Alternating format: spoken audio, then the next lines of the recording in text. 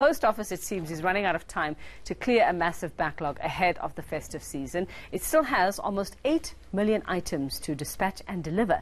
Now, the backlog follows a 2-week strike in July. CEO Mark Barnes says the deadline to return the Post Office to normal is the end of this month, and that's after previous deadlines were missed. Well, Mark Barnes joining us now this morning. Mark, good morning. Good morning. And, thanks for giving us your time, seeing as you should be there sort of sorting the parcels out, I suppose, this morning. So what's the reason? I mean, we understand that there was a 2-week strike. But is a 2-week strike, would it have such an impact to create such a backlog, or are there other reasons? Well, the problem started in April when we were behind on paying some of our suppliers, which were transport companies, forklift suppliers, and just general suppliers. And so that built up a backlog of 46 million items in April.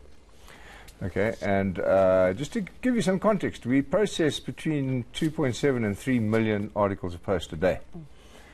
So we've been gnawing away at that backlog, and we now, the number that you had on there was 8 million. That's a 2-week-old number. We had 4.8 million this morning. 4.8, okay. And we're still hoping that, and this is all local, okay, we're still hoping that by the end of this month we'll be clear from a local perspective. The international challenges are still there in the sense that, our volumes are up 4 times from what they were last year due to internet-based orders.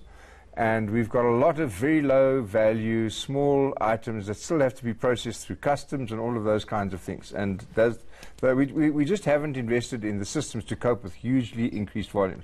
Our registered post internationally is up 6 times over the last 2 years. So it turns out the post is a growing business, actually. But we've attacked the problem as best we can. We've got people deployed. I mean, the COO has deployed regional management to go and address the problems as and when they arise. And we're deflecting international mail to not all come into OR Tambo, but some of it going directly to Durban if that's where it's destined, some of it going directly to Cape Town Airport, where, if that's where it's destined. And I think, we are now at the first point of the investment in the Post Office rather than the fill-up. For the last 2-3 years, what we've been doing is paying for the past. And now we're investing in the future, and the volumes of business and the SASA contract give us the economics to justify that investment. No, Mark, that's the future, that's investment. I guess it makes sense. But in the short term, if I have ordered something for Christmas from overseas, what can you tell me? How quickly do you think you can get that to me? It's a complex question because it depends on where it came from overseas and what it is. But, for example, when you're facing this mountain of backlog to deal with, you have to take some priorities. And so things like magazines fall into not top priority. And so you'll find a lot of people are complaining they haven't got a magazine from an international place, although there was an article in the paper 2 days ago to say some guy said he's got 5 magazines now, which were delayed. I can't give you a definitive answer. Our Christmas season is from October to January. It's already started, and the volumes are already increasing.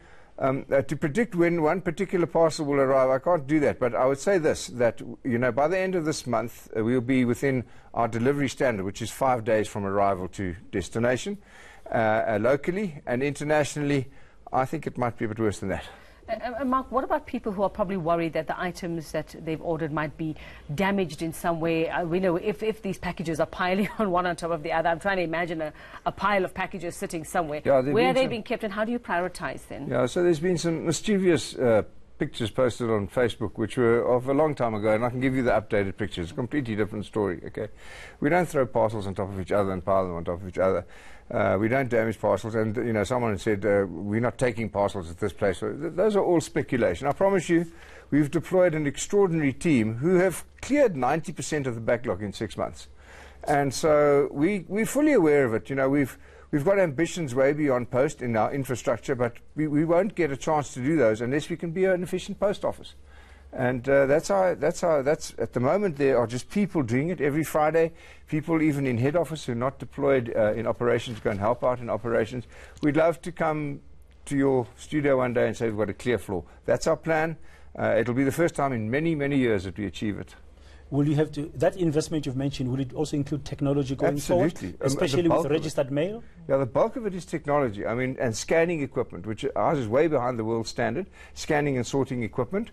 Some of our scanners take 4 or 5 times the industry standard of actually recording things. And of course, we clear customs. So when you've got international parcels over Christmas, you have to assess the value. Sometimes you have to get an invoice to prove it. You have to find the local recipient and the foreign sender, and you have to reconcile all of those things. If that's not happening within an automated system, it takes an extraordinary amount of time. Have you got the budget for the technology investment?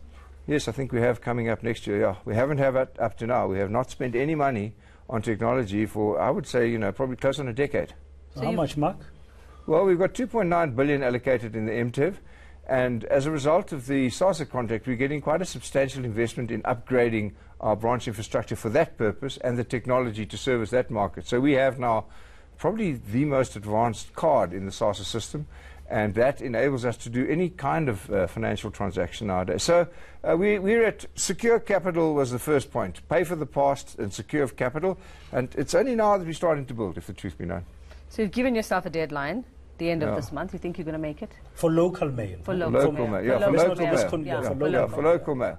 Yes, I think we are going to make stop it. Stop ordering online is what you're telling people for the moment. No, moment. I'm not saying. I'm saying carry on ordering. Challenge us.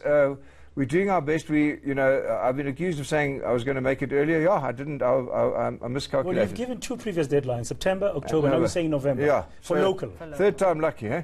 Good luck. Thank you. Good luck. And then also with the international mail, I think you're going to need it more from frustrated consumers who are hoping for a Christmas cheer. Hopefully that system can start kicking in. Yes, I think that we anticipated the growth in international orders and e-commerce based orders. But we didn't expect the flood, and we didn't expect the number of low-value items. So if you're getting 50,000 49-cent earrings from the East, you've got to scan them all, in case one of them is a diamond. Okay?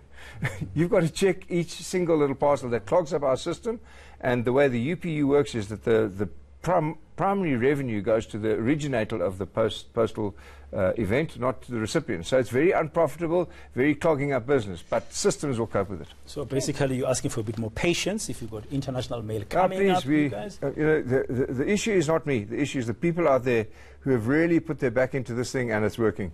Let's encourage them. They're trying their best. Yeah. That's Mark Barnes, the Chief Executive of the South African Post Office. Locally, well, could be that backlog could be cleared by the end of this month, and 4.8 million parcels, 4.8 still left. Internationally, please bear with the Post Office. They're doing all the best they can.